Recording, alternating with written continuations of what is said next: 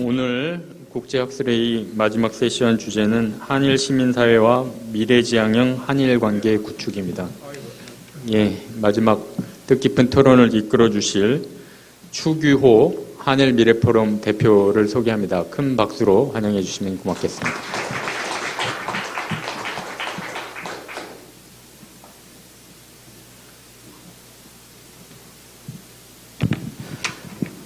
앞자리가 많이 비어 있는데 아까 젊은 분들이 많이 있어서 앞에 나오라고 하려고 했더니 젊은 분이 비교적 이 시간은 좀 줄었는데요.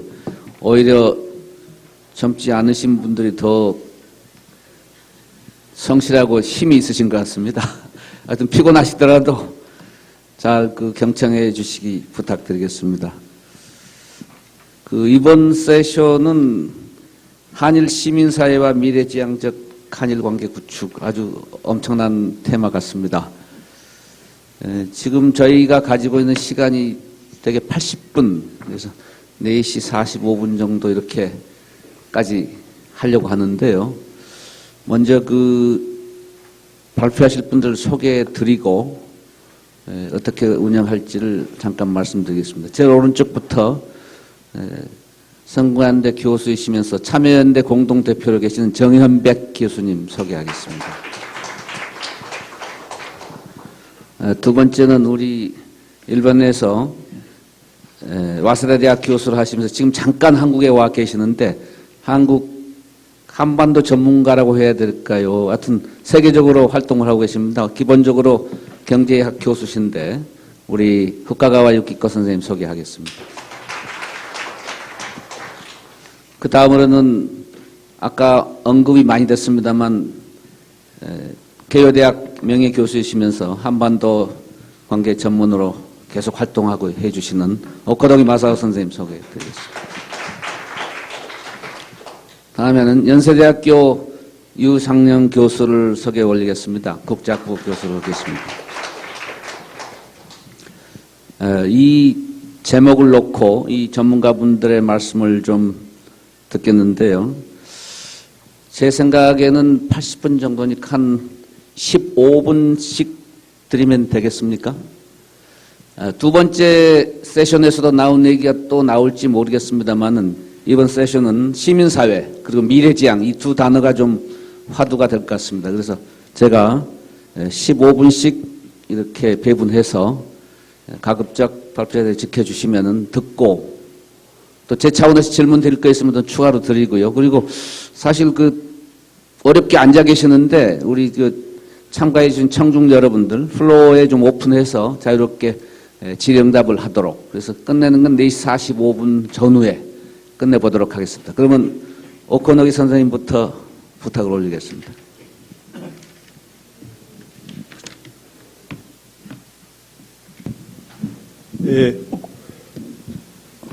お好みでございます。どうぞよろしくお願いします。15分の時間をいただきましたので、私の時計では40分頃終わらせていただきたい、そんなつもりでおります。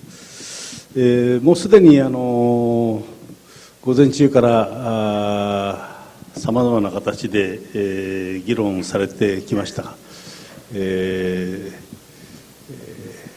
大変面白い議論が展開されたと思いますが、日韓関係がなぜこんな風になってしまっているのか、リーダーシップの問題なのか、それ以外のさまざまな問題なのかいろいろ議論されましたが、最初にそのにつきましての私なりの考えを申し上げておきたいと思うんですが、私の考えはですね、第一セッションで木村さんが言ってたことと比較的近いんですが、やはり東アジアの特に北東アジアの国際システムの変動というのは非常に大きな形で起きているんだというふうに思います。例えばこの地域の近代化のリーダーとしての役割、これはいい意味でも悪い意味でもですが、両方ありますが、日本がこの地域をリードしてきたというのは150年間続いているんですね、明治維新から。戦争で敗れた後も急速に復興してまた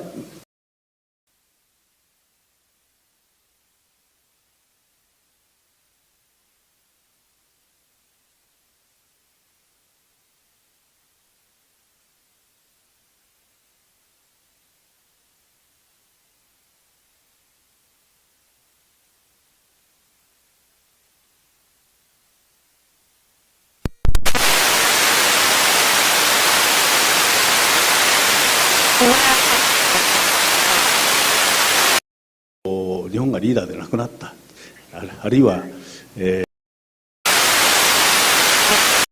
すね、先進的な工業国家としての、あるいはミドルパワーとしての韓国の台頭とかというようなものがあって、そのためのシステムの変動というのは、2010年頃前後からですね、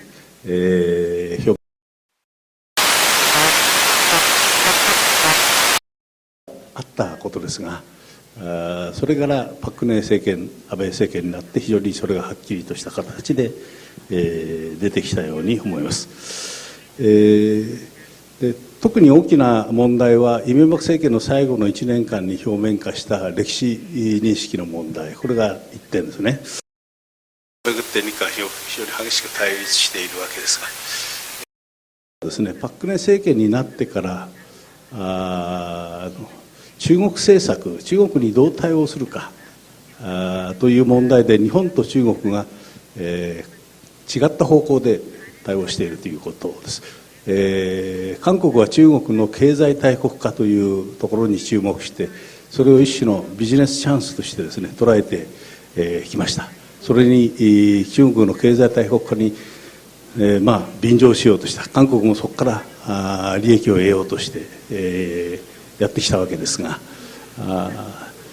しかし先ほどの議論にありましたように、日本の場合はですね、もちろんそういう面はあるんですが、ないわけじゃないんですが、むしろ中国が中国の海洋への進出한다던가 어떤 충돌을 일으킨다던가, 이건 사실 한국 사람들한테 설명을 해도 잘 이해를 못하실 겁니다. 하지만 요네무라 상께서 말씀하셨듯이 생가구 열도를 둘러싼 어떤 충돌이라던가 남진화의 충돌이라던가 이런 것이 굉장히 심각하게 받아들여지고 있는 것입니다.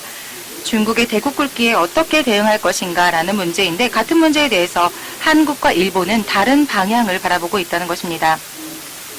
그 정책적인 간극이 점점 극화되고 있다, 격렬해지고 있다라고 할 수 있습니다. 또 도서 분쟁 문제와 함께 맞물려서 점점 벌어지고 있습니다. 게다가 일본의 약화라고 할까요? 국력 저하, 영향력 저하라는 것도 그 배경에 있으리라고 생각이 됩니다. 이러한 시스템 변동이 일어나고 있다라고 말씀드리고 싶고, 이 시스템 변동 안에서 박근혜 정부, 아베 정권이 먼저 탄생하고 그 다음에 이제 박근혜 정부가 출범을 했는데요. 양 정부 간에 일종의 리더십 크러쉬가 일어나고 있다라고 볼 수 있겠습니다. 출범 이후 박근혜 정권 출범 이후 한 일주일 정도 있다가 3.1절 있었는데요. 그때 연설에서 박 대통령께서 가해자와 피해자의 관계는 1000년의 역사가 지나도 바뀌지 않는다라고 얘기를 하셨습니다. 취임 후 일주일밖에 안 된 대통령이 말씀하실 연설은 아니라고 통상적으로는 그렇게 생각을 했습니다. 이미 그 단계에서 크러쉬가 충돌이 발생했다라고 봤습니다. 그리고 그 이후에 야스쿠니 참배가 있다던가 침략에 관한 발언이 있다던가 하는 식으로 양 정상 간의 리더십 간에서 되돌릴 수 없는 그런 큰 크러쉬가 있었던 것입니다. 하지만 한국은 박근혜 정부에 들어서서 외교 정책의 우선순위에 재편성을 또 했기 때문에요. 미국, 중국, 일본 이런 식으로 일본보다는 중국을 중시하고 하는 정책을 좀 더 선명하게 표면화했던 것입니다. 이런 리더십의 크러쉬라는 것은 관료기관을 구속하게 될 수밖에 없습니다. 이거는 한일 양쪽 모두 마찬가지고요. 수뇌부가 하려고 하는 거는 결국 관료기관들은 구속되기 마련입니다. 그리고 당연히 언론이 내셔널리즘을 선동하는 이런 현상들도 일어나고 있습니다. 결국 피라미드의 어떤 확산 하는 식으로 한일 관계가 악화된 것입니다. 최종적으로는 시민 레벨의 어떤 감정적인 대립으로도 연결되게 되었다. 이런 프로세스가 있었던 것이 아닌가 생각합니다.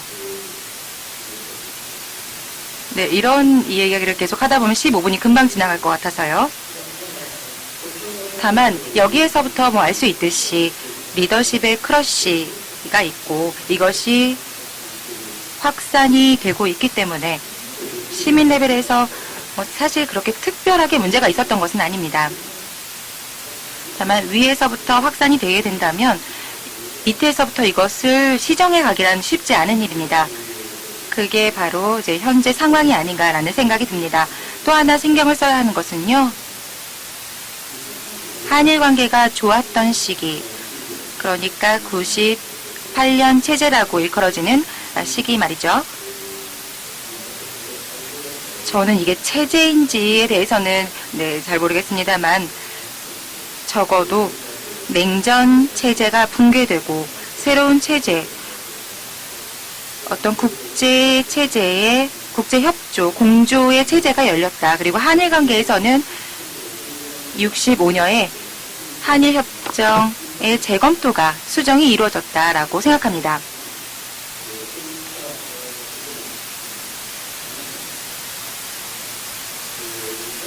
네, 그런데 이제 새로운 시스템의 변동이 생기고 있기 때문에 예전으로 돌아갈 수 있는가 하는 의문이 듭니다. 98년에 돌아간다 하더라도 뭐 다시 돌아가서 다시 하면 된다라고들 하는데 과연 그게 가능할까 하는 의문이 듭니다. 당시와 지금은 시스템 그 자체가 다르기 때문에요. 변화해 버렸기 때문입니다. 만약에 그렇다고 한다면 일본과 한국의 공통되는 새로운 시스템 하에서 한일 간 공통된 것들, 공통 분모를 모색하는 것이 그리고 이 타이틀에 있듯이 재구축하는 것이 필요하지 않은가 하는 생각을 들었습니다. 공통 분모를 모색해 본다면 그건 또 그거 나름으로도 한일 간의 공통 분모가 현실적으로도 존재할 거라고 생각합니다. 예를 들어서 미국과 중국 사이에 끼어 있는 안보 문제라던가요. 또 안보를 미국에 의존하고 있다는 것. 또 경제나 또 경제 면에서 중국의 의존이라고 하긴 좀 어렵지만 경제를 중시할 수밖에 없는 이런 상황들. 이런 입장은 양국에서 공통된 점이라고 생각합니다. 특히 일본인 중에서는요. 한국이 중국에 너무 경사되어 있는 것이 아닌가 하는 우려하는 목소리도 있습니다. 자, 그럼 일본은 중국 경제 없이 할 수 있느냐? 사실은 또 그건 곤란하겠죠. 또 미국의 안전보장을 의존하지 않고 할 수 있겠느냐? 또 그건 또 아닐 것입니다. 앞서 논의에 대해서만 한 가지 말씀을 드린다면 집단적 안보, 이건 굉장히 한정적으로 용인이 되었는데 이걸로 이제 전쟁 전으로 돌아가려고 하는 것이 아니냐라는 우려가 있는데 사실 그렇지 않습니다. 굉장히 한정적으로 수정을 한 것이고 전후 체제가 오히려 강화되었다라고 할 수 있겠습니다. 한국의 입장에서 제일 불편한 것은요. 일본에서 반미주의적인 움직임이 일어나는 것일 거라고 생각합니다. 그리고 반대로 일본이 독립적인 독자적인 노선을 타는 것이 더 우려돼야 할 것들이라고 생각합니다. 그런데 이번에는 그런 게 아니라 미국과의 관계를 오히려 평가하고 강화하고 그리고 중국의 부상에 또 위협에 대응하자라는 측면인 것입니다. 한국의 입장에서 바라보는 의미가 조금 더 약간 오해되지 않았나, 오해가 있는 것은 아닌가 하는 생각이 들었습니다. 나머지는 여기에 이제 제가 기술한 바와 같이 선진공업 국가이며 특히 무역이나 기술 강국을 지향하고 있는 점도 공통적이기 때문에 광역 경제 통합을 필요로 하고 있다라는 점, 또 민주주의 시장 경제, 보편적인 가치를 공유하고 있다. 이건 굉장히 중요한 공통 재산이라고 할 수 있습니다. 이런 것들도 공통으로 갖고 있는 분모라고 할 수 있겠습니다.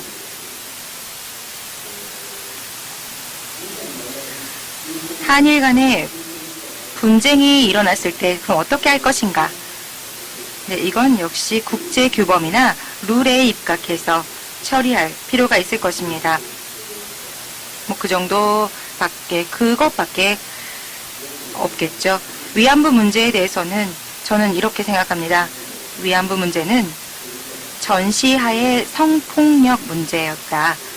이건 유엔에서 박근혜 대통령이 말씀하신 바와 마찬가지입니다. 이건 불변의 사실이고, 네, 이렇게 설명할 수 있을 것입니다. 일본은 전시하에서 위안부를 동원했다. 이건 단순한 인신매매는 아닙니다. 인신매매는 아니지만 동원을 했고 전장을 데리고 다녔습니다. 이 부분은 인정을 해야 한다라고 생각합니다. 자, 그렇다면요.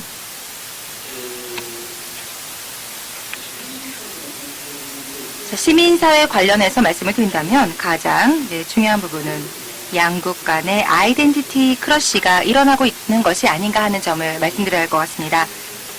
다시 말해서 양국 간의 위안부 문제에서 전형적으로 나타나듯 어떤 종단적인 기억, 역사적인 인식의 간극이라고 할까요? 일본 사람은 군사적으로 동원을 했다라고 생각은 하지만 강제적으로 연행을 한 기억은 없다라는 식으로 제 기억을 할지도 모릅니다. 한국은 그렇지 않죠. 이런 기억의 간극이 있습니다. 또 문화, 전통의 차이, 뭐 다른 점. 이건 또 법률에 대한 인식 같은 것도 마찬가지인데요. 법률, 합의 이런 거에 대한 인식, 이런 어떤 전통적인 인식, 문화적인 부분. 중국은 유교적인 문화를 갖고 있지만 일본은 사무라이 문화가 있습니다. 그래서 내용보단 지키는 것이 중요하다라고 하는 그런 입장인 것이죠. 그래서 내셔널리즘 이런 문제도 있는 것 같습니다만 아무튼 시민사회 간의 어떤 상호 이해를 저해하는 요인들이 있다는 것입니다. 이건 서로 학습을 통해서 해결해 가야만 할 것입니다. 교류하고 학습하고 또 상대방의 문화적인 전통은 어떠한 것인가라는 것을 볼 필요가 있습니다. 우리의 역사적인 기억들과 그것을 어떻게 대조해서 바라봐야 할 것인가 이런 것들을 교류를 통해서 할 수 있을 거라고 생각합니다. 지금까지 한일 간의 관계는 교류는 했었습니다만 학습을 하는 자세는 부족하지 않았나. 상대방의 문화나 역사적인 전통을 조금 더 진중히 바라보고 상대방의 입장에 서서 그것을 이해하고 바라봐야 한다. 그게 서로를 이해하는 전제가 된다고 생각합니다. 한편 경제 교류가 한일 양국을 이끌어온 것은 사실입니다. 이건 복잡한 상호 의존 단계에 이미 들어왔다고 생각을 하고요. 그래서 이것을 여기서 벗어날 수는 없다라고 생각을 하는데요.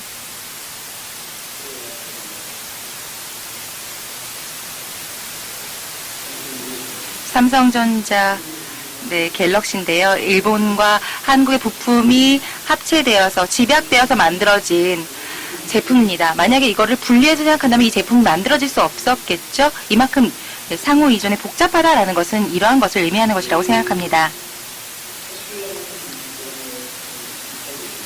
네, 마지막으로 한 말씀만 드린다면요. 네, 이건 중요하다고 생각하는 부분은 역시 청년층, 특히 그 젊은이들, 학생들, 대규모 교류가 구현되어야 한다. 유럽에서 있었던 에라스무스 교류와 같은 형식의 교류가 한일 간에서 적당한 시점에는 중국까지 같이 참가해서 수행되게 된다면 수행되는 것이 굉장히 중요하다고 생각합니다.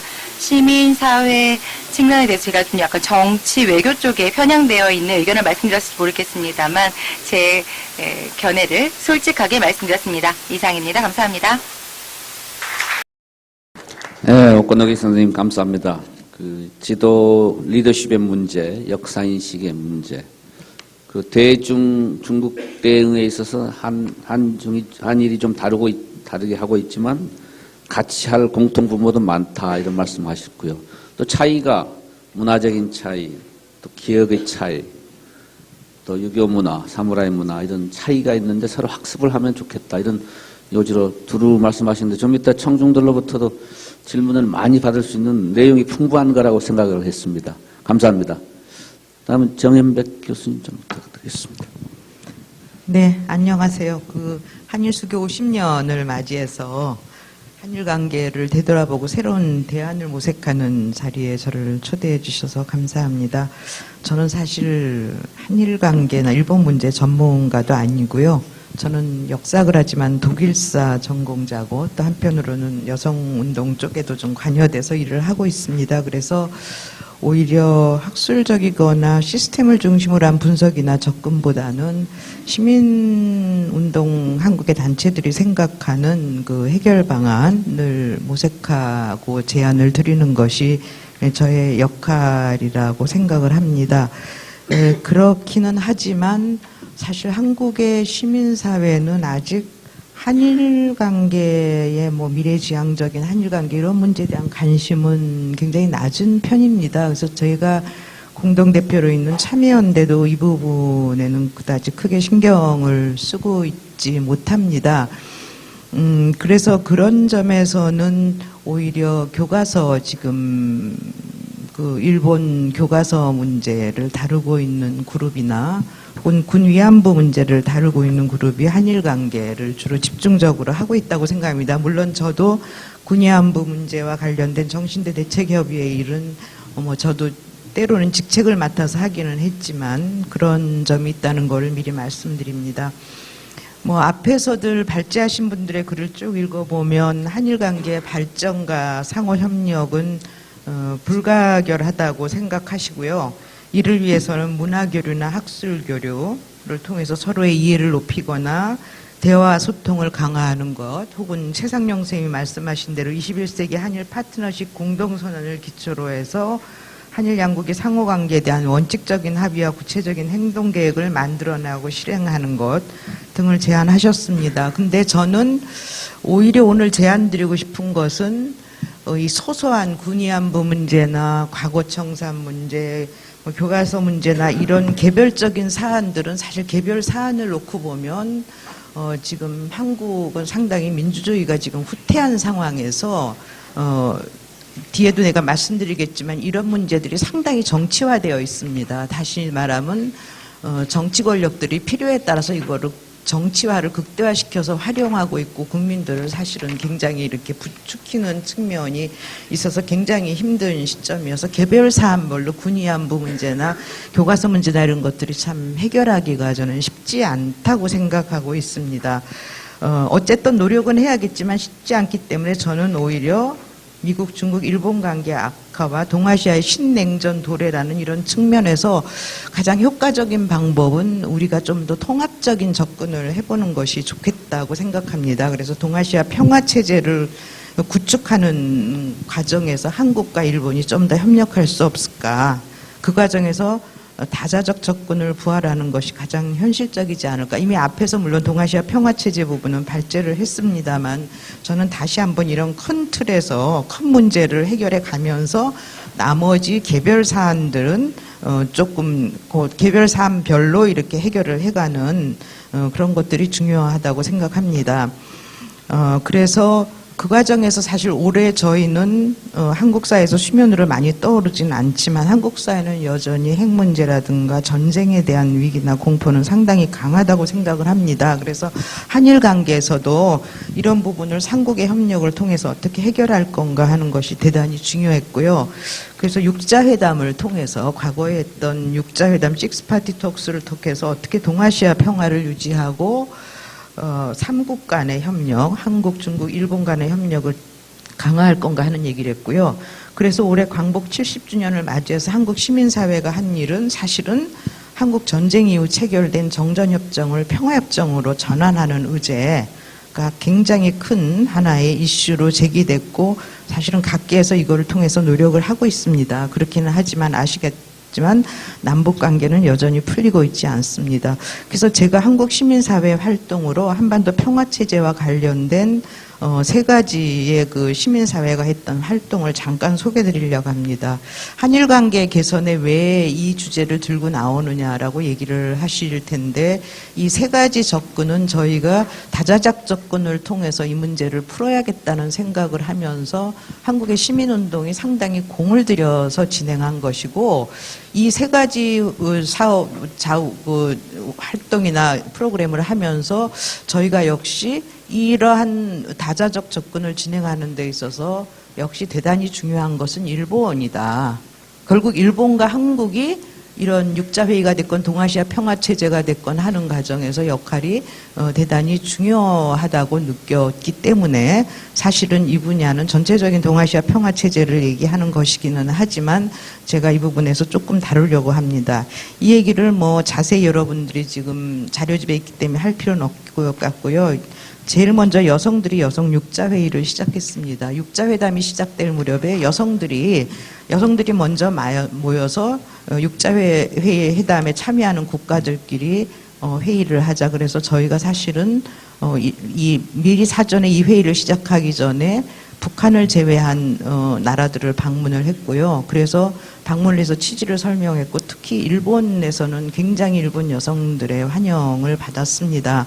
그래서 이 과정을 통해서 회의를 하면서 단지 북한은 저희가 남북여성교류에서 만나고 있기 때문에 이 회의는 참석하지 못했지만 지속적으로 자료집을 정보를 교환하는 그런 과정이었습니다. 그래서 더구나 이 회의는 이거를 확대하기 위해서는 다자적 접근을 위해서는 일본에서 회의를 하는 것뿐 아니라 미국에서 회의를 하는 것이 중요하다고 생각해서 이 회의는 뉴욕과 워싱턴 DC에서 2번 진행됐고 나머지는 한국에서 진행되는 과정을 통해서 우리가 이러한 그 육자회담의 가능성을 알리려고 노력을 했고 저희는 이 회의는 나름대로 상당히 성공했다고 생각하고 있습니다.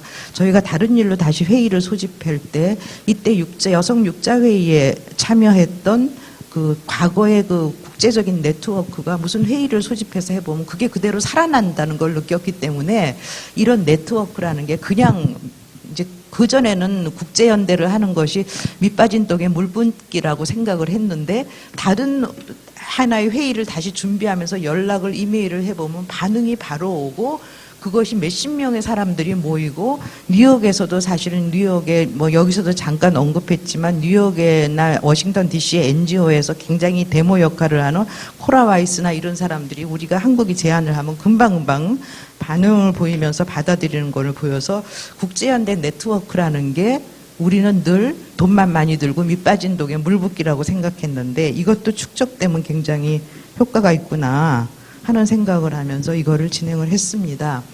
그 다음에 두 번째로는 그리고 물론 이 과정에서 물론 우리의 제일 중요한 파트너는 일본이었습니다. 왜냐하면 저희가 동아시아의 평화체제와 관련된 혹은 동아시아의 화해를 위한 회의를 해보면 굉장히 힘든 거는 중국 쪽에서 정말 대화가 가능한 NGO 대표를 끌어내는 것은 발견하는 것은 굉장히 힘든 작업이라고 할 수 있습니다. 그래서 심지어는 뭐 독일 사회민주당 재단인 프리드리 에버트 재단을 통해서 부탁하기도 하고 혹은 미국 대사관을 통해서 부탁을 하기도 하는 이런 다양한 방법으로 했지만 중국의 시민사회나 시민운동과 같이 공조를 하는 것은 여전히 현실적으로 대단히 쉽지 않았습니다. 혹은 북한의 경우에는 저희가 결국 여성 육자회의를 동북아 여성 평화회의로 이름을 바꾼 이유는 북한이 참여하기가 대단히 어려웠고 그리고 북한의 경우에 여성까지도 해외에 나가서 연대 활동을 할 정도의 인력이 맨파워가 없다는 것이 저희의 그냥 직관이지만 어쨌건 그래서 북은 참여하고 있지 않지만 아까 말씀드린 대로 계속 연락을 하고 있습니다. 다음에 두 번째로 저희가 방금 시작을 해서 사실 이렇게 공개적으로 얘기하긴 그렇지만 울란바토르 프로세스라는 걸 시작했는데요. 이건 2003년 조직된 글로벌 파트너십 오브 프리벤션 오브 아임드 컨플릭트라는 GPEC이 세계적으로 구성이 되면서 코피 아난 유엔 사무총장이 평화를 위한 네트워크 혹은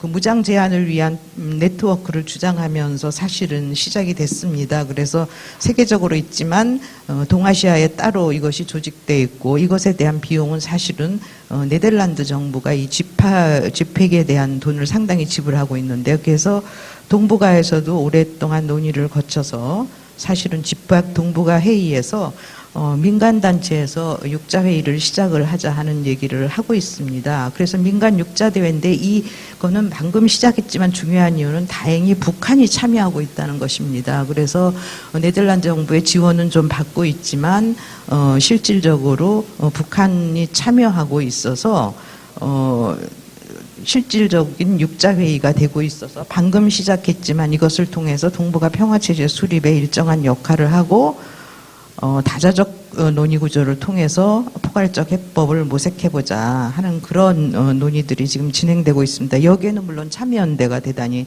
적극적으로 참여하고 있습니다. 거기에 비해서 동부해상 평화회의는 한국여성운동의 우산 조직이라고 할 수 있는 한국여성단체연합과 평화를 만드는 여성회가 주도를 했습니다. 물론 울란바토르 프로세스의 한계를 지적하는 목소리도 나오고 있는데요. 그 이유는 군사적 긴장이 지금처럼 확대되고 한일 간 혹은 남북 간의 정부 간 관계가 이렇게 교착되는 상황에서 제대로 역할을 할 수 없다라는 이제 회의론도 있고요. 다른 한편으로는 이 구성 자체가 민간 조직도 있지만 정부 조직, 반정부 조직이 들어오는 거죠. 예를 들면 중국 같은 경우나 혹은 북한 같은 경우에는 사실상 그러니까 사실상 이런 공적인 조직이 참여하고 있다는 이제 비판도 있고, 다음에 아직은 정책 제안자에 대한 영향력이 약하지 않느냐 하는 얘기가 있습니다. 그래서 사실은 해방 70주년을 맞이해서 우리가 굉장히 크게 한 행사가 동아시아 국제 평화회의입니다. 8월 13일에서 14일 사이에 서울에서 열렸는데, 아마 이 회의는 아시겠지만 하토야마 총리께서 서대문 형무소에서 무릎을 꿇었기 때문에 이것이 일본의 언론에서도 상당히 다뤄졌습니다. 이 회의가 가지는 중요한 의미는, 저도 여기에 상당히 그 초기부터 제안하고 같이 참여한 사람의 하나인데요. 서울시와 경기도가 함께 했고 중앙일보와 JTBC 시민단체들이 같이 했습니다. 그리고 중간에 재정이 부족해서 현대와 삼성 같은 기업이 부분적으로 재정을 지원했고, 사실은 이러한 동아시아 평화체제를 돕는 또 다른 하나의 단위로 EU와 독일 의원들이 참여했습니다. 그래서 EU에서도 한 EU 친선협회 의원연맹의 의원인 대바 씨가 직접 참여를 했습니다. 이 회의가 갖는 중요한 이유는 한국 사회에서 보수라고까지 할 수는 없지만 중도나 진보를 망라해서 유명한 정치가나 시민사회 대표들이 참여했다는 것이고, 노벨 평화상을 받은 분들도 두 분이 참여하고 해서, 또 동시에 이 회의 직후에는 국회의원들이 함께 국회에서 회의를 해서 동아시아 평화연대 형성을 위한 논의를 했다는 것입니다. 그래서 최소한 이 회의에서도 한국과 일본에서는 이런 문제의식을 구체적으로 실천으로 이어가야 된다는 공감대를 형성을 했습니다. 특히 하토야마 총리, 원래는 그 무라야마 총리께서도 오기로 다 약속을 하셨고 연설문까지도 보내셨는데, 일본의 상황이 안보 입법 관련해서 일본의 상황이 급박하게 돌아가면서 한 이틀 전에 오시는 걸 취소했고요.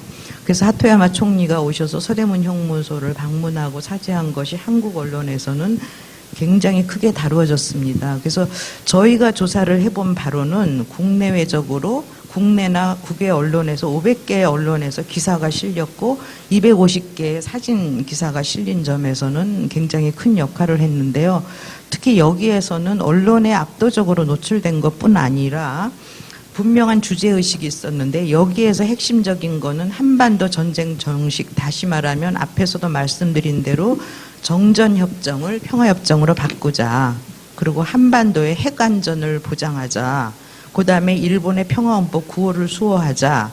그다음에 동아시아, 중국을 포함한 동아시아에서 탈원전을 달성하자 하는 이런 목표를 내세우고 사실은 한국의 중도 뭐 보수적인 분들도 있고 해서 진보 세력까지 참여했고 서울시의 박원순 시장과 경기도의 남경필 지사가 정당은 서로 달랐지만 같이 참여했습니다.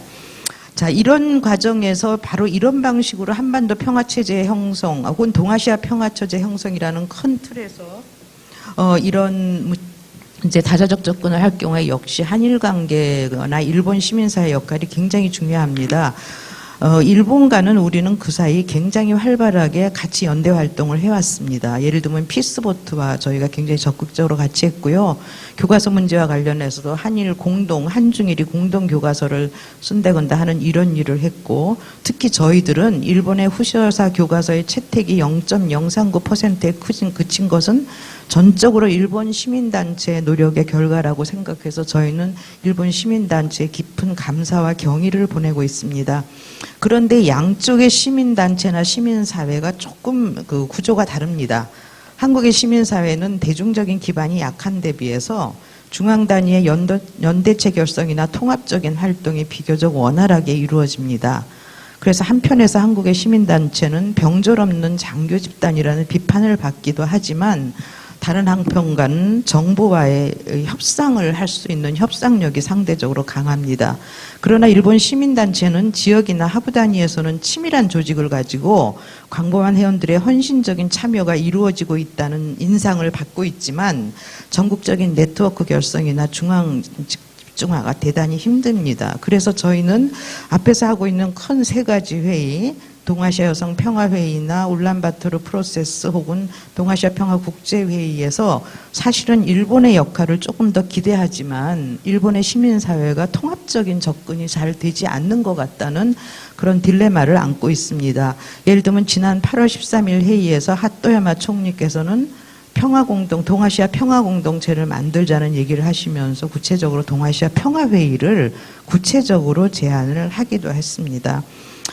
이런 상황에서 그러나 하토야마 총리의 이런 제안이 얼마나 힘을 갖고 있을까 하는 것들은 뭐 의문을 느끼는 분들도 있겠지만, 그러나 일본의 여러 가지 앞에서 오코노키 마사오 교수님께서는 한일 간의 시민사회가 굉장히 아이덴티 클래시를 벌이고 있고 굉장히 한계가 있다고 얘기는 하지만 최근에 안보입법 통과와 관련해서 일본 사회의 시민사회는 상당히 활발하게 가동되고 있고 시민들의 참여가 적극적이 되었다고 생각하고 한국은 거기에 비해서 민주주의가 상당히 후퇴한 부분이 있지만 일본의 시민사회에 거는 기대가 있고 일본의 시민사회가 이걸 어떻게 활용할 것인가 하는 것이 중요합니다. 물론 한국은 시민단체와 정부와의 소통은 현재로는 철저하게 단절되어 있는 상태입니다. 그래서 저는 다시 한번 미래형의 한일관계 구축을 위해서는 시민단체 역할은 새로운 담론을 만들어내고 이를 유통시키는 것이 대단히 중요하다고 생각하고, 그런 점에서 우리는 이걸 종종 역사가들은 담론투쟁이라는 표현을 쓰기도 하는데요. 이런 담론투쟁을 적극적으로 전개하는 것이 중요하고, 그런 점에서는 일본에서 현재 시민단체나 시민사회의 공간은 상대적으로 넓어졌다고 생각합니다. 그래서 앞에서 이미 말씀드린 대로 동아시아 평화체제라는 큰 틀의 논의를 전개하면서 독도 문제나 교과서 문제, 위안부 문제를 둘러싼 갈등이 정치적 이해 집단에 의해서 고도로 정치화되는 지점에 대해서 한일 시민사회는 날카로운 비판을 제기하고 대중을 설득할 수 있는 그런 노력이 진행돼야 된다고 생각합니다. 마지막으로 제 15분이 거의 됐죠, 선생님. 마지막으로 한 가지만 첨언하고 싶은 것은 앞에 발표에서 독일의 과거 청산 과정은 국제사회에서 예외적이다 하는 말씀을 발제해서 하셨습니다. 근데 저는 이 의견에 대해서는 조금 다른 의견을 포함하고 싶은데요. 최근에 독일 사회가 이제 독일이 제4제국이 되는 거 아니냐. 히틀러의 제3제국을 넘어서 제4제국이 되는 것이 아니냐는 언설이 있지만, 최근에 독일이나 국제사회에서 이루어지는 토론에서는 현재 독일이 하고 있는 치열한 과거 청산이나 이런 독일의 행위 자체가 사실은 독일이 제4대국을 지향하는 것보다는 경제적인 이해관계의 연속이다. 그래서 여기서 제가 영어로 그대로 옮겼는데 경제적 발효와 군사적 자제의 교묘한 결합이다 하는 얘기를 하고 있습니다. 그런 점에서 이 얘기를 제가 말씀드리는 이유는 독일이 예외적인 사례가 아니라 오히려 일본이 이런 실용주의적인 측면에서 한일 간의 문제를 해결하거나 국제사회에서 자기 목소리를 내는 것에 실패하고 있는 것이 아닌가 하는 얘기를 우리가 좀 더 적극적으로 제기해야 되지 않나 생각합니다. 감사합니다. 예, 정 교수님 감사합니다. 일부 사안이 아주 정치화돼서 풀기 어렵지만 일본 시민 사회하고 같이 노력하면 앞으로 많은 것이 이룰 수 있다 하고 세 가지 국제 회의를 소개를 해주셨는데 좋은 말씀 같습니다. 질문 있으시면은 나중에 또 플로어 오픈할 때 해주시기 바랍니다. 감사합니다. 다음에는 일본 측으로 가서 후카가 교수님으로부터 말씀 좀 듣겠습니다. 시간은 15분 정도로 해주시면 감사하겠습니다. 네, 발언할 기회를 주셔서 감사합니다. 네, 3월 달까지 연세대학에 있었던 후카가와라고 합니다. 저는 경제통합이나 통상, 성장론 이런 쪽만 공부를 했기 때문에요. 양국 간의 역사라던가요, 또 위안부 문제, 이런 문제들에 대해서는 알고 있는 바가 적습니다. 때문에 경제적 측면을 중심으로 말씀을 드리고자 합니다. 네, 자주 역사 문제, 과거 문제가 굉장히 복잡하기 때문에 경제적 문제만이라도 어떻게든 좀 쉽게 하지 못하겠느냐라는 것이 많은 그런 의견들이 있습니다. 네, 일리 있는 말씀이신데요. 근데 경제에는 또 시장 논리가 있기 때문에 한일 관계가 정치 또는 언론 간 엉망진창이라 하더라도 경제는 시장의 논리에 따라서 움직이게 됩니다. 그렇기 때문에 절충하고 있는 부분은 절충을 하고 상호 의존의 협력 관계를 구축하고 있습니다. 하지만 제가 말씀드리고 싶은 것은요. 우선 오코노기 교수님께서도 아이덴티티 말씀을 하셨는데 역시 한국도 적어도 언론이나 정치 관계자 안에는 일본에 대한 캐치업 시대에 대한 기억을 강렬하게 갖고 계시는 분들이 있습니다. 그렇기 때문에 그리고 그 캐치업을 한 나라가 한국이다라는 생각을 갖고 있습니다. 또 항상 어느 쪽이 우열을 갖고 있다, 경쟁에서 이겼다 졌다 이런 이야기를 항상 하시는 게 정치 또는 언론의 큰 문제라고 생각합니다. 항상 수직적인 발상으로 일본을 바라보게 된다는 것, 이것이 좀 있는 것 같고요. 또 일본도 사실 마찬가지입니다. 그런데 실은 이런 걸 하는 것은 일본과 한국뿐입니다. 다른 나라들은요, 보다 개방되어 있는 안에서 경제 체계를 운영하고 있습니다. 그렇기 때문에 완전히 똑같은 산업 구조로 누군 이기고 누군 졌다 이런 나라들은 없습니다. 상호 보완적인 관계를 대부분 만들어가기 때문에요. 그런데 우리는 여기에 실패했다라는 것을 들 수 있겠습니다. 또 한 가지는요, 한국과 일본만이 아시아 안에서 가트의 시대에 공업화가 되었기 때문에 한국은 국가 단위로 이제 경제를 바라본다는 것, 일본도 마찬가지 측면이 있습니다. WTO 체제 안에서 충분히 순응을 하지 못하고 있습니다. 최근 선진국 안에서 이런 대내적인 경제 어떤 부분이 부족한 것이 있다는 것이고요. 수출 주도 이런 것도 없고요. 그래서 어느 쪽 우열을 가린다는 것은 산업에 있어서는 좀 문제가 있다. 그리고 한계가 있다라고 생각합니다. 그리고 내셔널 프라이드에 양쪽 모두 관련되어 있다는 부분이 있다는 것이 저는 큰 문제라고 생각합니다.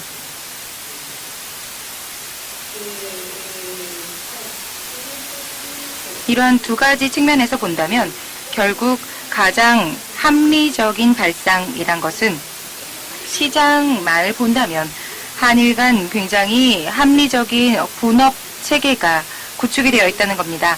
예를 들어서 각국에서 불가능한 것을 타국에서 조달을 해서 풍요로운 경제 생활을 향유한다는 것, 그것이 경제 통합의 목적이고 논리고 또 경제학자는 이것을 99% 믿고 있습니다. 이걸 하고 있을 것인데요. 하지만 거기까지가 어느 쪽이 FTA 숫자가 많으냐 또는 이걸로 이겼다 졌다를 나누고 이러한 이야기로 자꾸 움직이게 된다는 겁니다. 20세기부터 계속 전혀 진보가 없다는 것입니다. 저는 한일 간 이런 게 굉장히 문제가 된다고 생각하고요. 그렇기 때문에 첫 번째는 경제 세계에서는 국경을 생각하는 건 거의 의미가 없다라고 한다는 것입니다.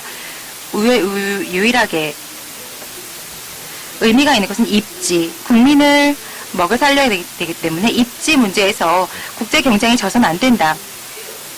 많은 기업들이 일본, 한국에서 조업을 하고 많은 이익을 창출하고 이노베이션하고 하는 환경을 만들어야 한다라는 것이 각국의 경쟁이 되는 것이기 때문에요. 그런데 실은 한일 간의 경쟁은 이게 아니라요. 대부분 무의미한 경쟁, 이것을 막 항상 문제시하고 있는 것입니다.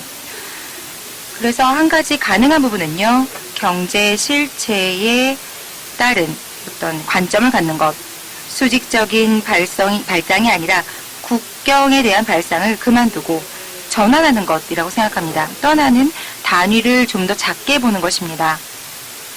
단위를 작게 보는 경향이 있습니다. 예를 들어서 수평적인 것들, 최근 많은 것들이 아비노믹스에서는 수평화가 되고 있는데요. 문화라던가 관광 이런 것도 수평적인 것입니다. 누가 위고 누가 아래, 우열의 관계를 가릴 수 있는 것은 아닙니다. 그러니까 우리나라에 없는 것을 원하는 것이기 때문에요. 이건 수평적인 것이라고 생각합니다. 또 국가라는 단위를 뛰어넘어서 단위를 좀 작게 만들어버리면요. 예를 들어서 한일 간에는 지방은 한일 간 교류 굉장히 열심히 하고 있습니다. 한국도 마찬가지고 지방의 벤처 기업들을 또 유치하려고 하는 것도 마찬가지고요. 또 제가 알고 있는 범위에서도 지방이 굉장히 이사카야라던가 100시간 걸려서 카레를 만드는 집 이런 것도 있습니다. 그래서 굉장히 이런 부분들은 내셔널 프로그리즘으로 하는 것이 아니라 지방으로 가는 것들 이런 것도 열심히 하고 있습니다. 또한 인적 자원, 개인 차원에서는 일본의 대기업들은 많은 한국 사람들을 인재로 등용을 하고 있습니다. 또 한국의 취업난을 생각한다면 지금 일본은 공전에 인력 부족이 있기 때문에 기업이 사람을 선택하는 것이 아니라 학생들이 기업을 선택하고 있는 상황이기 때문에요. 많은 사람들을 지금 채용을 하고 있는 것입니다. 한국 학생뿐만 아니라요. 그래서 국가 간 경쟁과는 전혀 상관없는 세계에 접어들었다라고 할 수 있고 그런데 의외로 이 부분들이 무시되고 있다고 생각합니다. 아무튼 이겼다 졌다 수직적인 이런 관점이 아니라 그리고 국경을 의식한 그런 사고방식을 버려야 하는 게 중요합니다. 또 하나는요. 역시 앞서 세션에도 이야기가 나왔습니다만 성장 전략이나 자원 공유, 어떤 아이디어, 인재 등등을 공유해가는 것이 필요합니다. 이런 발상이 필요합니다. 서로 전략적으로 그것을 자리매김해야 합니다. 한국은 계속 일본을 캐치업하려는 프로세스를 제조업을 중심으로 진행해 왔습니다. 그래서 제조업의 수출로 어떤 이기고 지는 것을 항상 보는 것이죠. 하지만 일본의 제조업은 일본 GDP의 쉐어를 20% 밑으로 떨어져 있습니다. 한 15% 정도밖에 안 되기 때문에요.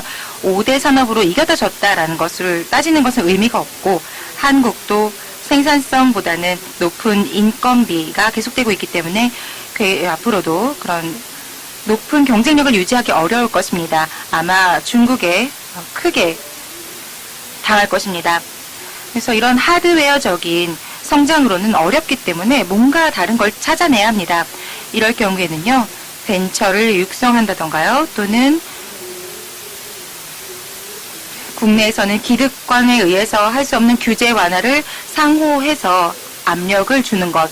한국에서 규제 완화를 못한다면 일본에 와서 한다거나 아니면 한국에서 못한다면 일본에 반대로 일본에서 한국에 이런 식으로 서로 해보는 것입니다. 이런 것을 좀 더 경쟁적으로 활용해 본다는 것, 이런 것이 오히려 의미 있지 않나 생각합니다. 또한 전문 인재 공유가 굉장히 중요하다고 봅니다. 예를 들어서 무역, 관세 이런 거는 관세만으로 해결되지 않기 때문에 지난번에 며칠 전에 미국과 일본이 주도했던 TPP가 체결되었습니다. 이런 정보 공개를 해야 되는데요. 이런 선진국의 어떤 관점이죠. 권익을 설정한다던가 이런 것들은 이제 그만하자. 역시 과학자의 입장에서 봤을 때는 안전 기준은 합리적인 범위가 있습니다. 이런 사람들이 협력해 갈 수 있는 그런 협력 관계를 만들고 또 인재를 같이 공유하는 그런 것들이 좀 필요할 것 같습니다. 또한 양쪽 모두 고령화가 되고 있기 때문에 기초 연구에 돈과 인력을 낭비할 시간이 없습니다. 이것도 역시 협력해서 해결해야 됩니다. 현재 독일만이 유럽에서 기초 연구를 하고 있을 뿐이고 독일에서 집중적으로 유럽이 돈을 다 내고 독일에서 기초 연구를 하고 있는 것입니다. 네, 예를 들어서 아시아에서는 일본이 가능하다고 생각합니다.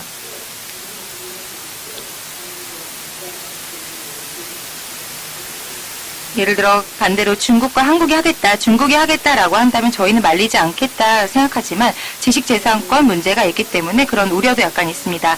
또한 전략적인 견해에서 리스크 분산이 필요합니다. 일본은 지진이나 자연재해가 많습니다. 최근에는 화산이 폭발하기도 했고요. 그래서 굉장히 큰 리스크를 안고 있습니다.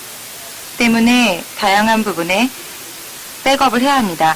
빅데이터를 중시하고 있는데요. 대기업들은 이걸 어디에 둘 것인가라는 것이 화두가 되고 있습니다. 그런데 한국은 지진도 쓰나미도 없기 때문에 그런 것을 두기에 아주 좋습니다. 또 사이버 세큐리티나 안전면에서 확실한 하이 레벨 기술을 갖고 있기 때문에 그것도 가능할 것 같습니다. 한국도 한국 차원에서 좀 죄송스럽지만 북한이 영원히 괜찮을까 하는 그런 측면도 있기 때문에 역시 항상 그런 리스크가 있을 겁니다.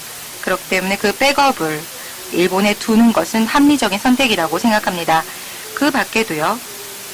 전염병, 예를 들어서 메르스 사태가 있었는데 이런 문제라던가 예를 들어 감압시설이 있는 병원이 적다던가 하는 문제가 한국에서 화제가 되었죠. 이런 것들도 지정학적 관점에서 한국에서 나왔던 문제들은 반드시 일본에서도 발생할 수 있습니다. 반대도 있습니다. 이건 호불호를 가릴 수 있는 문제가 아닙니다. 역시 함께 협력을 해서 해결해가야 하는 문제가 될 것입니다. 이런 부분에 협력의 여지는 굉장히 많이 있다고 생각합니다. 또 하나, 중국의 이야기가 요즘 많이 화두가 되고 있습니다. 특히 안보 쪽의 분들은 중국 이야기를 많이 하시는데요. 경제 측면에서 한국은 중국에 굉장히 많이 의존하고 있기 때문에 일본에서 보기에는 중국 어떤 경사론으로 보인다라는 것입니다. 무역이나 투자 이런 것도 한국은 중국 의존도가 높다. 그건 프라이스가 맞기 때문에 자연스럽게 그렇게 진행이 되는 것이지 정치 탓으로 돌릴 필요는 없다라고 저는 생각하는데요. 한국 분들과 일본 사람들 간의 미래상의 퍼스펙티브가 있는 것 같습니다. 이건 일본 사람들은 본인들이 고령화되기 때문에 고령화 성장이 굉장히 어렵다라는 것을 실감하고 있습니다. 예를 들어서 한국도 고령화 인구 70%가 65 이상을 넘어가 버리면 초고령화 시대에 들어갑니다. 14% 되면 고령화 시대에 들어가고, 근데 이미 일본은 초고령화 시대에 접어들었습니다. 지금 앞으로 맹렬히 이런 초고령화 사회로 접어들 것은 일본과 한국입니다. 초고령화 시대가 된 것은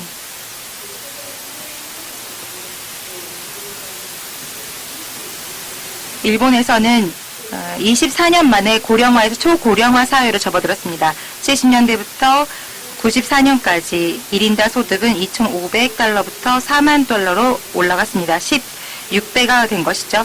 한국에서는 어떤 일이 일어났느냐? 고령화 사회에는 됐습니다. 2000년에 13,000달러였나요? 그리고 2018년 정도에 고령사회로 접어듭니다. 그간 적어도 3만 달러는 달할 것이라고 생각하지만 아마 4만 달러는 안 될 겁니다. 3배 정도가 되는 게 기껏해야 3배 정도겠죠? 이 추세의 차이가 있습니다. 이명박 대통령이 얘기했던 747 정책이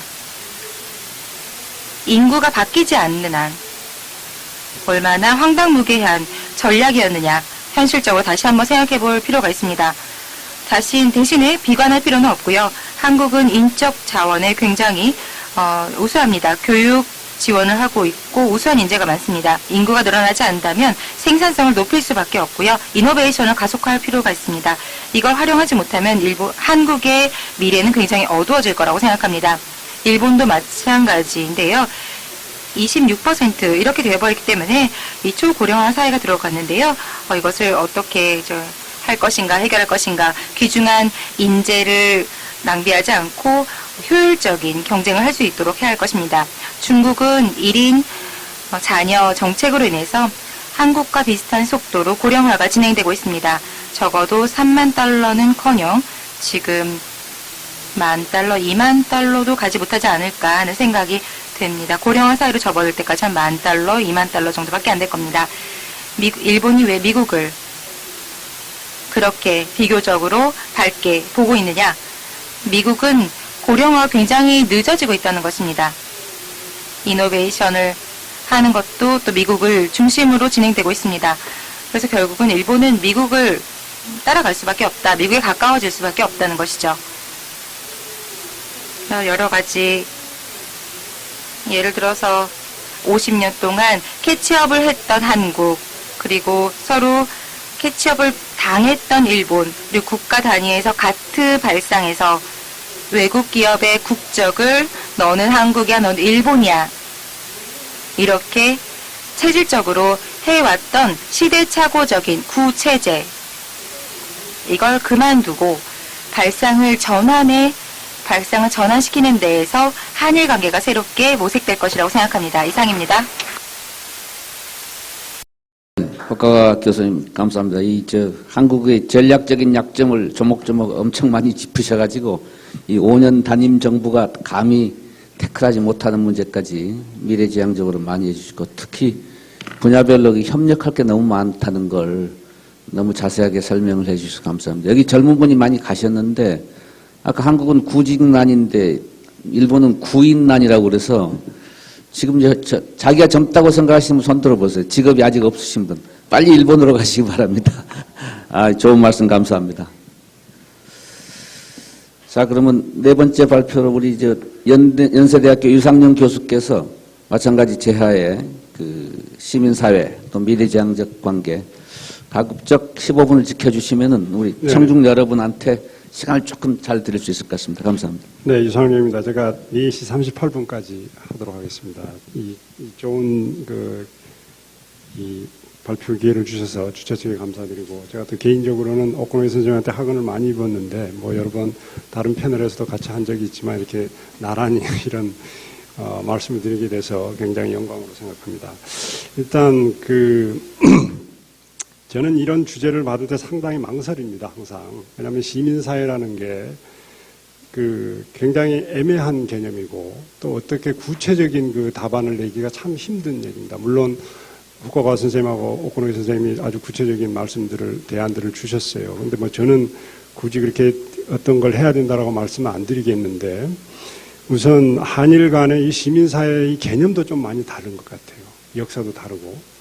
그리고 또 일본을 제가 구체적으로 적시하기보다는 한국만 보더라도 과연 저분들을 시민사회라고 보는 게 맞는지 굉장히 그 회의가 되는 그런 그 세력들도 많아요. 이게 정치적인 변화에 의해서 그냥 갑자기 급조된 조직이 뭔가 시민사회 고유의 정신을 버리고 이렇게 정치적으로 아주 그 집중돼가지고 그 많은 그 사회적 비용을 초래하는 그런 분들이 많아요. 그래서 이게 두 역사를 시민사회라는 개념 자체로 보는 것도 조금은 두 나라를 조금은 한번 우리가 잘 따져봐야 된다는 그런 망설임이 있습니다. 자, 두 번째는 이게 오코노 선생님 그 시스템 체인지에서도 나왔지만 모든 것은 지금 미국의 약화, 그동안에 미국이 다 이 모든 걸 다 공공재를 제공해 줬던 팍스 아메리카나가 특히 동아시아에서 약화되고 또 반면에 중국이 이렇게 부상하면서 그 두 가지 조건이 이제 이 시스템 변화를 가져오면서 이게 다 이제 초래되는 그런 구조적인 어떤 기원이 되는데 그런 속에서 또 시민사회도 그 정권의 변화에 따라서 굉장히 이렇게 요동을 치고 있기 때문에 두 축도 요동이 되고 그래서 그런 것들을 다 시민사회라고 해야 될지 또 그걸 어떻게 읽어낼지 참 그 마땅한 그런 그 연구 아젠다도 안 생기고 또 변화도 안 생기고 또 양 정부의 어떤 그 브레이크 없는 어떤 그런 그 아주 과속하는 차량 밑에서 무력하게 느껴지는 시민사회와 또 그걸 연구하자 하는 학자들의 어떤 무력함 그런 걸 아마 여기 계신 분들 다 느끼리라고 저는 생각합니다. 그리고 한편으로는 이게 정치나 국가에 의해서 주도된 어떤 담론들, 정책들 또 뜬금없이 나타나는 여러 가지 현상들 그런 것 때문에 오히려 조금 더 한일 관계를 잘 하기 위해서 잘해보려고 노력하는 그런 이 상당한 그 능력 있고 균형 잡힌 지식인들이 굉장히 거기에 휘말려 가지고 새로운 주제를 발견하는데 우리도 모르게 오히려 시간을 많이 뺏긴 게 아닌가 저 스스로도 그런 반성을 많이 합니다. 자, 저는 그래서 오늘은 시민사회의 이제 구체적인 역할인데 저는 여기서 지금 보시면 아시겠지만 대부분 앞에 선생님들께서 다 말씀하신 게 공통 분모를 찾자 그겁니다. 그래서 저도 100% 동감하고요. 지금 뭐 리더십 크래시, 아이덴티티 크래시 말씀하셨는데 지금 그 상황 저도 정확히 옳다고 생각하고 저는 이제 여러 가지 몇 가지 그 제 생각을 경험을 이렇게 의견을 말씀드리면서 이제 과거와 현재의 가치 공유보다 아까 오코노 선생님께서는 지금 과거와 현재 갖고 있는 한일 간의 공유된 가치 이러한 것들 공통분모를 찾아야 된다는 말씀이시고 또 이제 경제적인 차원에서 말씀 주셨는데 저는 이제 마지막 부분에는 미래 부분에 우리가 하지 않아도 할 수밖에 없는 그런 그 새로운 변화들이 오히려 우리의 한일 관계를 조금 더 성숙되게 만드는 그런 접점이 되지 않을까라는 그런 논의를 마지막에 말씀드리려고 합니다. 자, 그래서 첫째는 이게 어쨌든 냉전 모델로 우리는 돌아갔다고 저는 생각해요. 그래서 일본도 그동안에 그 두 번의 그 잃어버린 10년을 겪고 또 개혁을 통해서 뭔가 국제화된 모델로 좀 더 선진화된 그런 좀 더 경쟁력 있는 그런 체제로 정치 경제가 다 바뀔 것 같았는데 또 그만큼 비용도 많이 지불했고 개혁도 많이 했기 때문에 근데 오히려 제 생각에는 지금 정치나 이런 그 아베 정부나 이런 몇 가지 그런 현상들이 오히려 일본이 조금 더 좋은 그 체제로 탈바꿈할 수 있는 절호의 찬스를 오히려 거꾸로 돌리는 게 아닌가라는 생각이 많이 듭니다. 그건 한국도 마찬가지고요.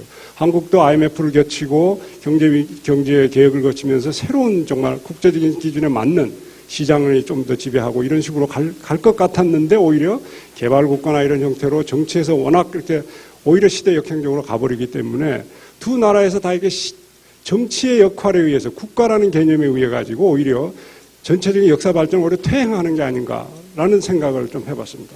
자, 그러면 두 번째는 그러한 그 구도하에서 실제로 이 역사와 안보 이익 사이 굉장히 긴장이 있고 이러한 것들이 최근에 한일 간에도 이명박 정부 이후에 갑작스런 그 독도 방문 이후에 조금 더 악화됐는데 그런 것들이 다 뿌리는 안보와 역사 이익 사이의 어떤 긴장에서 나오는 게 아닌가라는 생각을 했어요. 그래서 김대중 어부지 선언에서 나왔던 그런 그 한일 관계의 화해 정신이나 이런 것들이 많이 훼손됐고 그래서 사실 갑자기 어부지 김대중 선언이 나온 게 아니거든요. 그 사이에 계속 발전돼 왔던 것들이 새로운 형태로 뭔가 이렇게 어떤 그 결과를 내서 그게 이제 또 다른 단계로 이렇게 발전해야 될 단계에서 지금 다시 돌아가 버린 이런 생각이 드는데 저는 이런 생각을 했습니다. 저는 이 최근에 이제 아베 정부의 여러 가지 그 정책 그리고 또 그 박근혜 정부의 대응 또 박근혜 정부의 정책 그 다음에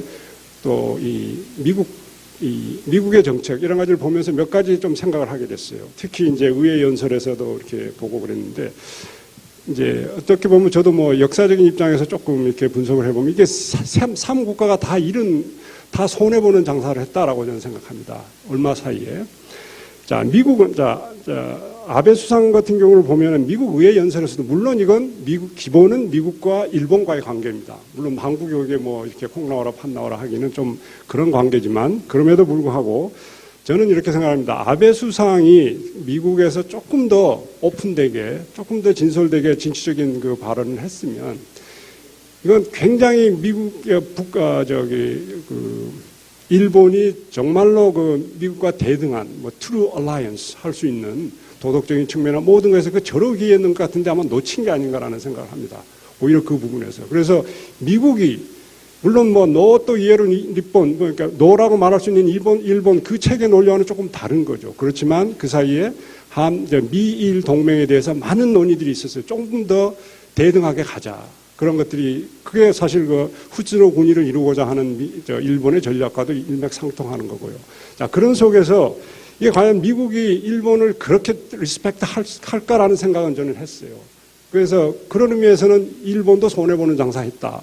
우선에는 승리했는지도 뭐 전투에는 승리했지만 전쟁에서는 진 것 같다는 생각이 듭니다. 자, 그럼 두 번째, 박근혜 정부는 뭐냐? 박근혜 정부는 사실은 인류 보편적인 그 기준, 그 다음에 한일 관계의 그동안에 발전되어 온 역사, 그거에 대해서 쫙 보면은 박근혜 정부가 충분히 정말 그 보다 성숙된 화해의 방향으로 한일 관계를 아베 정부가 어떻게 했든 간에 끌어나갈 수 있는 리더십을 발휘할 수 있는 기회들이 몇 번씩 있었습니다. 그런데 거기에 저는 박근혜 정부가 실패했다고 저는 보는 거죠. 그래서 한국으로도 손해보는 장사인 거죠. 왜냐하면 우리가 쳐놓은, 한국 정부가 쳐놓은 그 트랩에 특히 종군 위안부 문제 같은 경우도 오히려 그런 그 쳐놓은 트랩에 오히려 우리가 빠져버리는. 그래서 다음에도 조금 더 성숙된 방향으로 이걸 해결하자고 우리가 이니시티브를 질 수 있는 리더십을 발휘할 수 있는 기회를 우리가 오히려 봉쇄한 거 아닌가. 그래서 오히려 우리도 손해봤다. 자, 그러면 미국은 뭐냐? 미국은 사실 뭐 미국이 이제 더 이상 뭐 인권이나 민주주의의 어떤 그 표본은 아닙니다. 여러 가지 국제적으로도 많은 그 비판을 많이 받는 것도 있고 그래서 미국은 그러면은 동아시아에서 항상 중국과의 싸울 때 도덕적 우위와 인권 외교 이런 것들이 가장 큰 무기인데 사실 어떤 그 히스토리 문제나 이런 부분에 대해서 안보나 경제 이익에 의해서 그걸 덮은 거거든요. 덮은 거란 말입니다.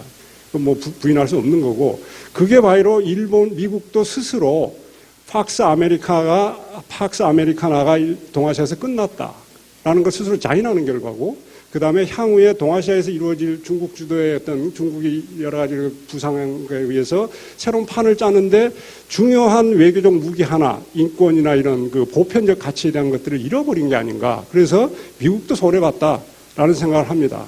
자, 그러면 이제, 양 사회에서 저는 뭐 그러면서도 이제 이게 일본도 그렇고 한국도 그렇고 뭔가 이렇게 정치나 그 국가에 의해서 너무 많은 그 역행들이 일어나고 뭔가 합리적이지 않는 상황들이 일어날 때 이제 시민사회가 굉장히 침묵하다가 어느 단계에 일어나면 자정 능력을 발휘하기 시작한 것 같은데 어떻게 보면 제가 구체적인 그 내막은 잘 모릅니다만은 안보법안 이후에 일본에서 어떤 그 시민단체들이 움직이는 것은 오히려 이게 자정 능력이 회복되는 기회가 아닌가 그런 모습을 보여주는 게 아닌가라는 생각을 했습니다. 그것은 한국도 마찬가지죠.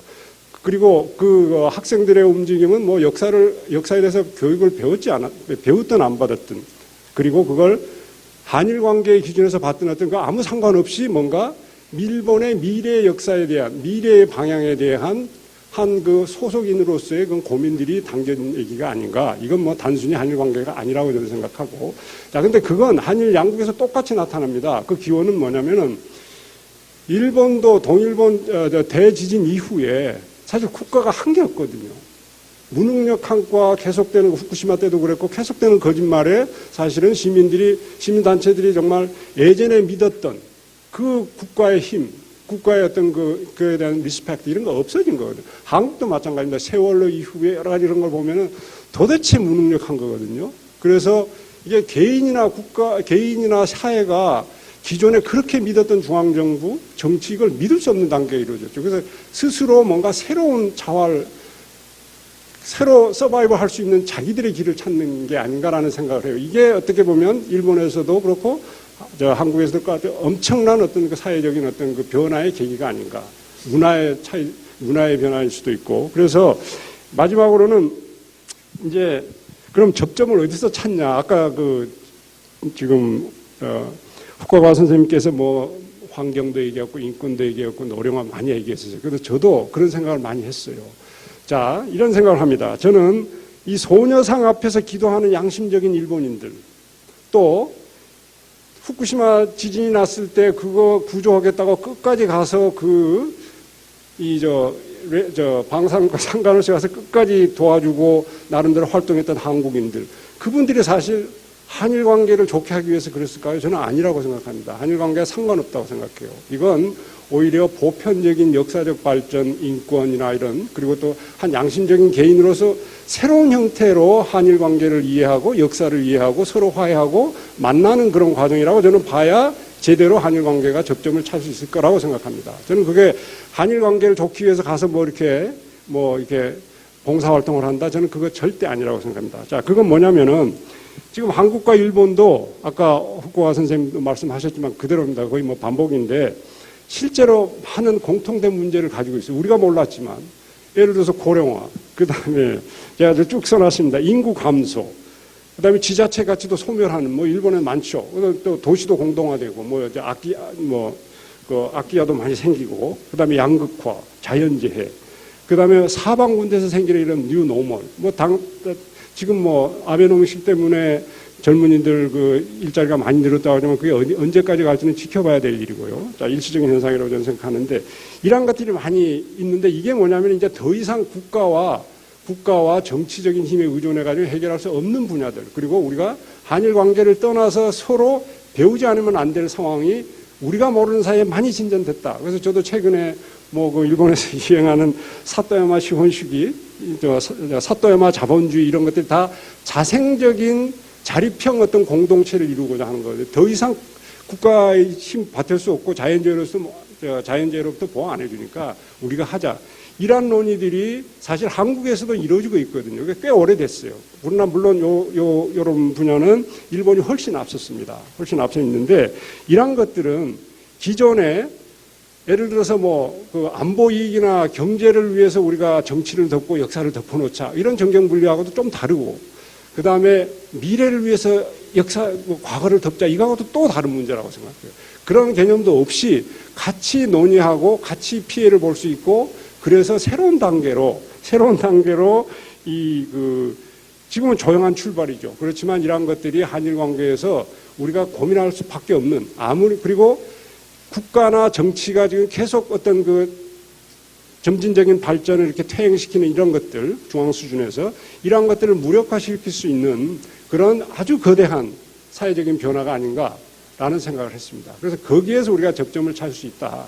그건 아마 역사를 가르치지 않아도 서로 진정으로 화해하고 진정으로 서로 이해하고 뭔가 공동의 접점을 찾아갈 수 있는 것들이 사실은 한일 관계 위에서 많이 되는 이게 안보나 정치나 이런 것보다도 훨씬 더 깊은 차원에서 특히 그것도 젊은 사람이나 아니면 꼭 필요한 사람들에 의해서 지금 이루어지고 있다라는 생각이 들어서 그런 부분에 대한 이해들을 좀 많이 하면서 뭔가 기존에 일어나는 현상들에 대해서 우리가 너무 안보나 이런 정치적인 그런 레벨에서 해석을 조금만 한 발을 떼면 훨씬 더 많은 접점들이 생길 수 있겠구나. 저는 구체적인 방법은 없습니다. 그런데 그런 생각을 잠시 해봤습니다. 고맙습니다. 네, 유상현 교수님 아주 말씀대로 37분 30초 정도의 말씀을 끝내셨네요. 보니까. 감사합니다. 네 분 말씀을 드리면서 전 두 가지 생각을 했습니다. 하나는 기존의 수직적 사고, 또 자꾸 역사의 얽매인 사고로 이렇게 경쟁 관계만 생각하면은 해법이 쉽지 않다. 협력할 일이 너무 많다 하는 발상의 전환을 좀 하면 좋겠다는 의사들이 많으신 것 같고요. 또 하나는 리더십, 정치적인 리더십 문제 같습니다. 제가 이제 그걸 언급하고 질문만 하나 드리고 질문을 돌려드리겠습니다. 우리 유 교수님께서는 시민사회의 정치화, 또 사회적 비용 이런 얘기를 하셨고요. 아까 정현백 교수께서도 사실은 한일 간의 무슨 이슈가 너무 정치화되어 있다 이런 비관적인 비판을 하신 기억이 납니다. 또 이 전 세션에서도 어떤 황영식 실장이라고 기억납니다만 우리가 사회 일부에서 역사 환원적인 태도가 조금 심하다 하는 비판까지 있었는데 그런 시민사회의 어떤 이슈에서 정치화 차원에서 좀 비판이 있고 한편으로는 오코노게 선생님은 리더십 크래시를 얘기를 하시면서 정치적인 리더십이 약해졌는데 그리고 휘둘리는데 그래도 시민사회에서는 그런 대로 협력이 잘 돼 왔었다 이런 얘기를 하셨거든요. 그래서 그거 질문을 제가 그러면 정치적인 리더십보다는 시민사회 간의 협력, 시민사회의 미래지향적인 운동이 진짜로 강한지 다시 한번 예를 들어서 설명을 해 주십사 부탁드리고요. 오늘 이 세션은 사실은 이제 각 도전자분들께 시간을 드리겠습니다만 결국은 과거의 문제에 묶여서 있을 수는 없다 계속 그런 이제 인식이 있어서 이런 제목이 나온 것 같고 사실은 이제 많은 나라들이 과거 문제에서 기억은 하되 잊지 않되 미래를 향해 나가자 하는 식으로 실천들을 많이 하고 있습니다. 우리나라를 포함해서 다 실천하고자 하는데 그게 이제 말처럼 쉽지 않아서 우리가 냉철한 이성이 필요하다 이런 생각을 하는데요. 제 말씀 이걸로 끝내고 정 교수님부터 우리 유 교수님까지 한 말씀 아까 질문까지 포함해서 한 1분 정도 목표로 해주시면 1분 감사하겠습니다. 목표는 쉽진 않은데요. 아니 2분도 좋습니다. 예, 괜찮습니다. 저는 우리가 항상 가지고 있는 생각은 저는 가해자는 나쁜 사람들이고 피해자는 좋은 사람이다라는 생각의 패러다임을 저는 좀 벗어나야 된다고 생각해요. 오늘 저희 한국의 역사학자들은 정말 오늘 치욕의 날인데요. 한국 정부가 한국 국사교과서를 국정화하겠다는 거를 오늘 최종적으로 발표를 했습니다. 저희가 20여 년 사실 싸워서 7년 전에 국정화를 풀고 거민정으로 간 그렇게 됐는데요. 그러면서 오늘 한겨레 신문에 나온 얘기는 우리가 이러면서 일본에게 과거 청산과 역사적 반성을 요구할 수 있는가 하는 문제가 당장 먼저 떠올랐어요. 그래서 저는 일본과 우리가 화해하는데 피해자는 항상 도덕적으로 자유로운가 하는 질문을 제기해야 되죠. 왜냐하면 군위안부를 데려가는 과정에서 사실 한국인 포주들의 역할도 많았거든요. 그들에 대해서 우리가 반성을 한 적이 있는가. 저는 그런 의미의 반성을 해보자는 생각을 하고 싶고요. 그래서 독일은 굉장히 훌륭한 사람들이고 일본은 문제가 있다. 그렇게 전 접근하지 말았으면 좋겠고요. 지금 오신 분들 굉장히 괴로울 거라고 생각해요. 이분들의 생각은 그렇지 않지만 공고한 일본 사회는 전혀 움직이지 않고 있는 이런 갑갑함 속에 있다고 생각하는데요. 그래서 저는 과거 청산이나 군위안부 문제나 교과서 문제나 이런 건 오히려 조금 하위 개념으로 떨어뜨리고 정치화를 절제하고 대신에 동아시아 평화공동체 같은 큰 틀로 문제를 푸는 게 오히려 전략적으로 옳지 않나고 생각을 하는 거고요. 독일 같은 경우에도요. 사실은 독일 통일은 영국이 끝까지 반대했습니다. 그러나 독일이 통일할 수 있었던 거는 헬싱키 프로세스를 통해서 유럽이 인류 전체가 사실은 유럽의 평화 공동체에 대한 합의를 한 것이 중요한 역할을 했고요. 영국과 프랑스가 최종적으로 1990년에 독일 통일을 동의한 것은 독일은 더 이상 독일의 내셔널 아이덴티티가 아니라 유러피안 유니언의 아이덴티티를 갖는 것을 사실상 내막적으로 약속을 하고 저는 독일이 통일이 됐다고 생각하고요. 독일 여론조사라면 실제로 반반씩 나와요. 독일은 이유다 하는 대답이 반반씩 나오기 때문에 저는 다시 한 번 더 상위 개념으로 평화공동체를 강조하면서요. 일본의 과거의 사과나 이런 개발적인 독도 문제까지 포함해서는 저는 조금 하위 개념으로 떨어뜨리는 게 어떠냐라고 하면서 피해자도 도덕적으로 끊임없이 자기 반성을 해야 된다고 생각합니다. 감사합니다. 네, 감사합니다. 좋은 종결 발언을 해주셨습니다. 북학 교수님 좀. 네. 私、日中間のFTA とか洋服会議に出ているんですけれども 여러 가지 회의에 참여를 하고 있는데요. 한국 분들은 다 본인들은 피해자, 100% 피해자다라고 생각하실지 모르겠습니다만 일본인 중에도 굉장히 피해의식이 강한 사람들이 있습니다. 중국도 당연히 피해자라고 생각하고 있죠. 모두가 피해자라고 생각하게 되면은 정말 아무런 해결책이 없습니다. 모두가 다 피해자가 아닌 사람이 뭔가를 해야 되지 않을까라는 생각을 하게 된다는 것이죠. 그래서 굉장히 어려운 문제인 것 같습니다. 그 부분이 원인이 아닌가라고 생각하는 경우가 있고요. 그런데 일본인들이 한국인이나 중국인에 대해서 가지고 있는 피해의식이라든지 이탈했던 그런 의식이라든지 그리고 그 피해받은 그 의식에 대한 그런 부분에 대한 생각이 절대로 약하지 않습니다. 본인들은 압도적인 역사적인 피해자이기 때문에 뭐든지 얘기할 수 있다라고 만약에 생각하고 이야기를 하시게 되면은 일본인들은 감정적으로 좀 어렵지 않을까라는 생각을 평상시에도 제가 느끼는 것이고요. 밴디 셔먼이 한 발언은 굉장히 일본에서는 굉장히 평이적으로 받아들여졌을 겁니다. 왜냐하면 일본인조차도 피해의식을 느끼고 있기 때문이죠. 히로시마의 원폭은 어쩔 수 없지만 나가사키까지 왜 원폭을 떨어뜨렸냐라는 생각을 하고 있는 사람이 있는 거죠. 그렇지만 그것을 뛰어넘어서 미일 관계가 개선되었다는 거죠. 근데 다른 국가들과는 왜 안 되었는지 이 부분은 미국인들도 그리고 일본인들도 그 의문을 좀 느끼고 있고 미일 간의 공통된 느낌이 그 부분에서는 있는 것 같습니다. 그런데 저는 한국은 앞서서 그 말씀하셨듯이 피해자가 다 선이다라는 발상에서 이제 한국이 빠져나왔을 때 그런 교육 수준이고 그런 성숙 단계에 와 있다는 것이 굉장히 큰 힘이 될 거라고 저는 생각합니다. 거기에서부터 비정치화가 시작하고 진정한 교류가 시작하고 그리고 제가 주장했듯이 개인적인 교류가 더욱더 진척이 된다면은 일본인들은 왜 이렇게 생각하는지 한국 사람들은 왜 이렇게 생각하는지 하는 부분에 대한 이해가 점차 확대될 수 있지 않을까라고 생각합니다. 지정학적으로도 굉장히 가까운 거리이기 때문에 그런 부분에서 힘을 발휘할 거라고 생각하고요. 그리고 사람의 왕래가 자유롭고 언론은 통제를 받고 있지 않는 상황이기 때문에 현실적인 힘이 될 수 있을 것 같습니다. 이런 부분을 다시 한번 중요시하는 것이 새로운 출발점이 될 수 있지 않을까라고 생각합니다. 오코노 선생님은 지명 질문도 있고 하셨으니까 좀 말씀 좀 부탁합니다. あんまりありがたくない質問だったんですがお答えせざるを得ないと思うんですがいくつかのポイントがあると思うんですが私はドイツと日本を常に比較しながらする議論というのはあまりフェアだというふうには感じていないんですね。だけどそういうことを私が申し上げることはめったにありません。そのことについてで日本人があまり口にすることも好んでいませんがしかし質問されたわけですからお答えしたいと思うんですが確かにブラントもワイゼッカーもドイツのナチスドイツの犯罪行為について頭を垂れて許しを請うたですけれども、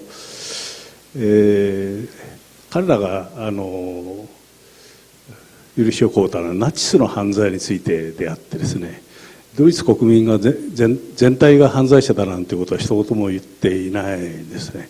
それはワイゼッカーの演説をお読みいただければ分かると思いますしご存知のことだというふうに思いますが、日本人は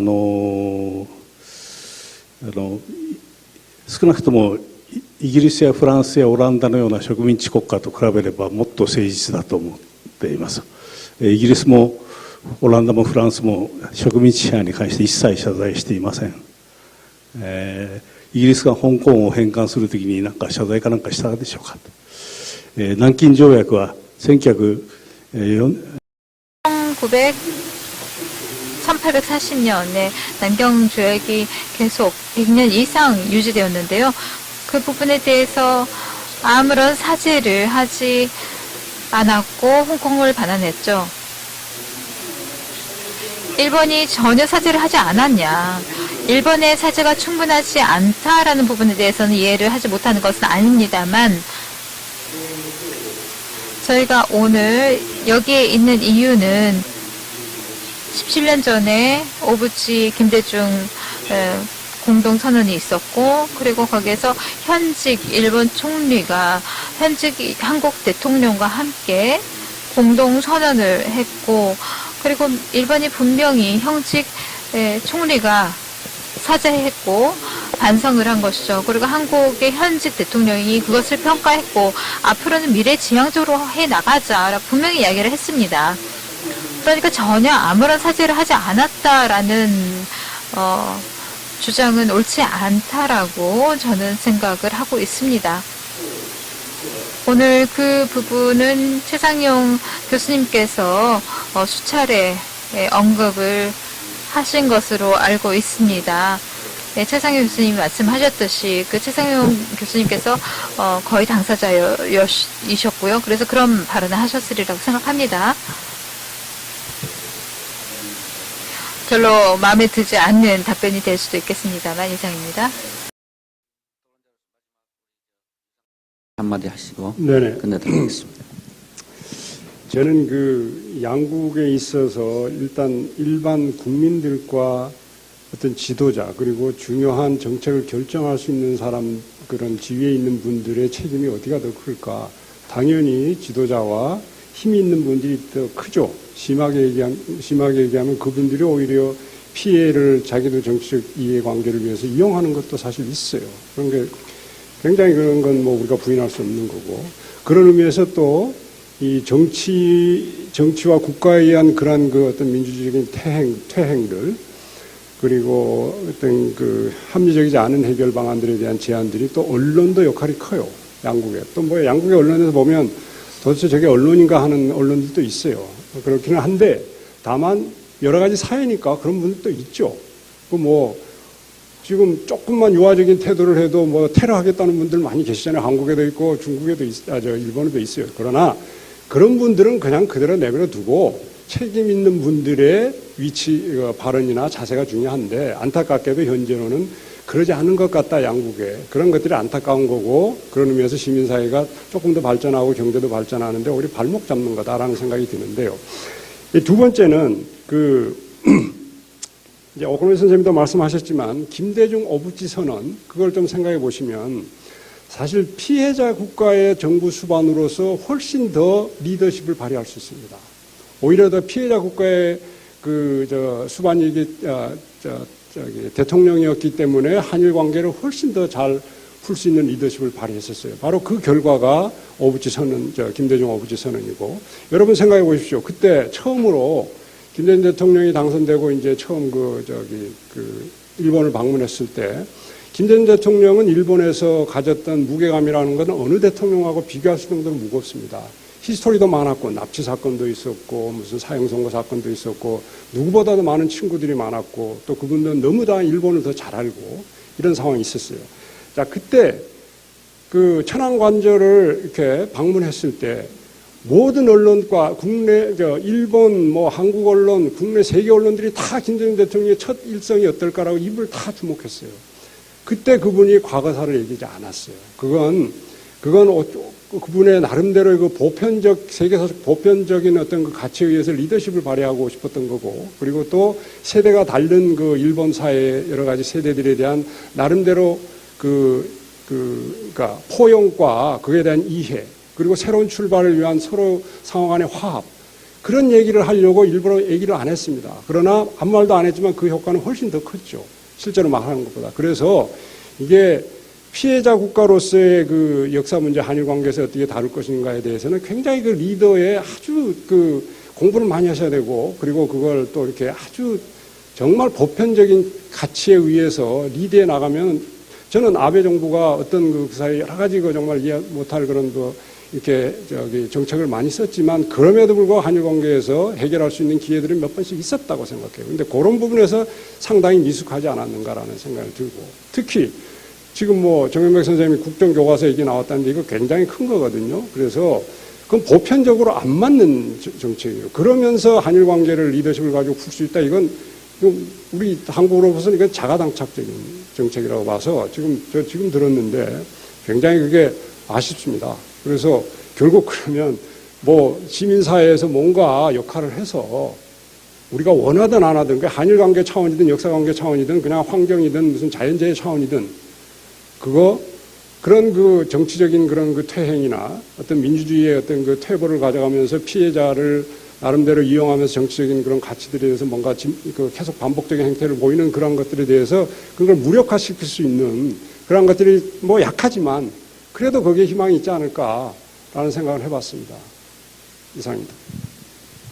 네, 이 교수님 감사합니다. 뭐 시간이 조금 초과했습니다만 다 진지해서 시간 가는 줄 몰랐습니다. 그 정치적 리더십 얘기를 하셨는데 오늘 뭐 참석하신 교수님들 감사드리고요. 또 끝까지 자리를 지켜주신 여러분 감사합니다. 모쪼록 오늘 기회가 양국 관계를 재구축하는데 뭐 여러분이 좀 더 생각을 깊게 하고 또 균형 감각을 가지고 서로 같이 미래를 향해서 노력할 수 있는 그런 계기가 되길 바람하지 않습니다. 긴 시간 감사합니다. 예.